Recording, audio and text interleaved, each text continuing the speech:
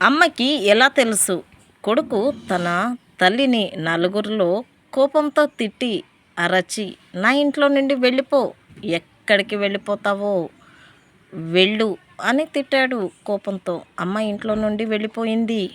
అమ్మ వెళ్ళిన దగ్గర నుండి కొడుకు చాలా బాధతో ఒక ప్రక్కన కూర్చొని ఉన్నాడు. ఇది చూసిన తన భార్య, బాధపడకు, అమ్మ తిరిగి వస్తుంది అని ఓదార్స్తుంది. కొద్ది సమయం తర్వాత ఎవరో గేటు దగ్గర ఉండి పిలిచినట్టుగా గొంతు వినపడింది. బయటికి వెళ్ళి చూడగా అమ్మ గేటు దగ్గర నుంచొని ఉంది. కొడుకుని చూస్తూ, అయ్యా, ఆకలిగా ఉందిరా, అన్నం పెట్టు అంది. విన్న కొడుకు కన్నీటితో అమ్మని లోనికి తీసుకొని వెళ్ళి తన చేతులతో అన్నం అమ్మకి వడ్డించి తిను అమ్మా అంటే అమ్మ అన్నం కలిపి, నువ్వు అన్నం తినలేదు కదా అయ్యా, ముందు నువ్వు తిను అని కొడుక్కి కలిపి పెడుతుంది.